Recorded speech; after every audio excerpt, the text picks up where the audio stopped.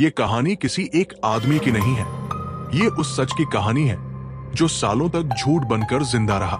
ये कहानी वास्तविक घटनाओं से प्रेरित है।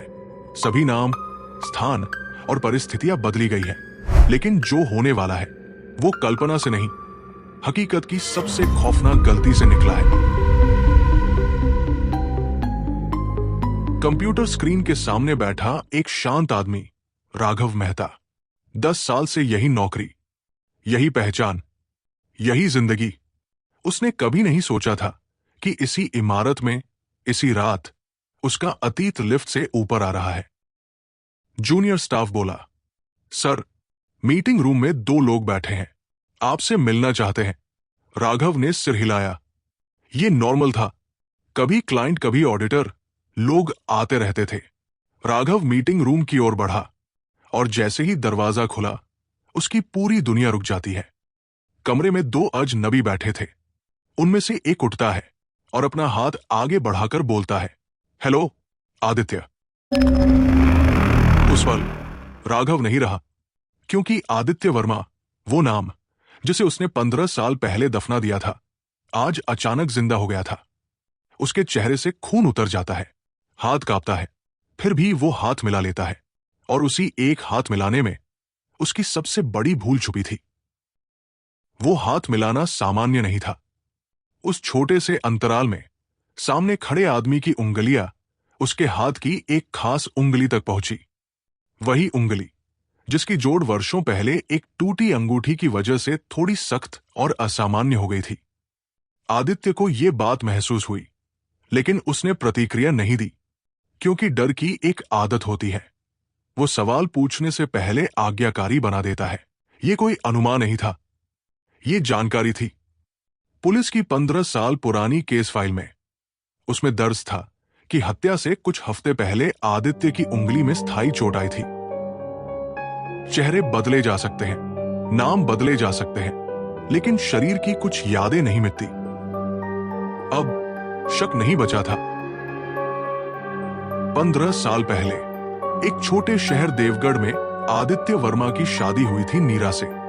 अरेंज मैरिज, 3 महीने की नई जिंदगी। बाहर से सब सामान्य था, लेकिन आदित्य का दिल कहीं और अटका हुआ था।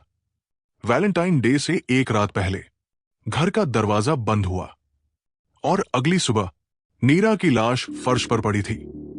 गला घोंटा गया था, कमरे को लूट जैसा दिखाया गया।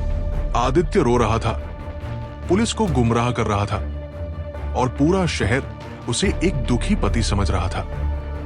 जांच बढ़ रही थी, शक गहराता जा रहा था। आदित्य को सदमे के नाम पर अस्पताल में रखा गया और वहीं से वो गायब हो गया। ये भागना अचानक नहीं था, ये डर का परिणाम था। डर जो जानता था कि पुलिस उसे गिरफ्तार कर लेगी। 1 दिन, 2 दिन, 1 हफ्ता, आदित्य वर्मा अब फरार आरोपी था। पुलिस ने खोजा, घर वालों से पूछताछ हुई, दोस्तों पर नजर रखी गई, लेकिन आदित्य जैसे हवा हो गया। असलियत यह थी कि आदित्य मर चुका था और जन्म हुआ था राघव मेहता का। नया शहर, नया आधार, नई नौकरी, कुछ सालों में नई शादी, 2 बच्चे। राघव एक आदर्श पिता था, जिम्मेदार पति था और एक शांत कर्मचारी। लेकिन एक चीज कभी नहीं बदली, उसकी मां।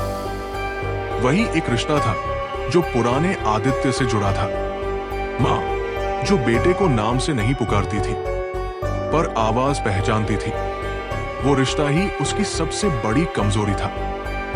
एक दिन राघव का मोबाइल काम नहीं कर रहा था। मां से बात करनी जरूरी थी और उसने वो गलती कर दी जो उसने 15 साल में कभी नहीं की थी। उसने ऑफिस के लैंडलाइन फोन से अपनी मां को कॉल कर दिया। बस यहीं से कहानी पलटी।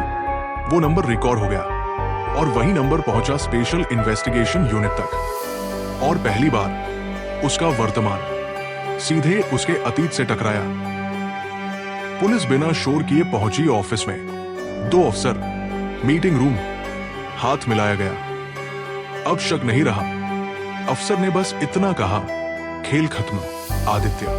कोई ड्रामा नहीं, कोई भागदौड़ नहीं, क्योंकि 15 साल का बोझ आदित्य को वही जकड़ चुका था। पूछताछ में उसने सब स्वीकार किया। उसने 15 साल पहले अपना असली नाम छोड़ दिया था। पहले कुछ साल वो शहर दर शहर भटकता रहा, कागज बदलता रहा, काम बदलता रहा, लेकिन पिछले 10 सालों से वो इसी शहर में इसी नाम से एक स्थिर और सामान्य जिंदगी जी रहा था। उसने अपने इस नकली पहचान को इतना मजबूती से जिया कि वो खुद भी उसे सच मानने लगा था। राघव मेहता की जिंदगी उसी मीटिंग रूम में खत्म हो गई और आदित्य वर्मा अपने कर्मों के सामने खड़ा हो गया। इंसान कर्मों से नहीं भागता, वो बस समय उधार लेता है और जब कर्मों का फल वापस आता है तो ब्याज समेत आता है।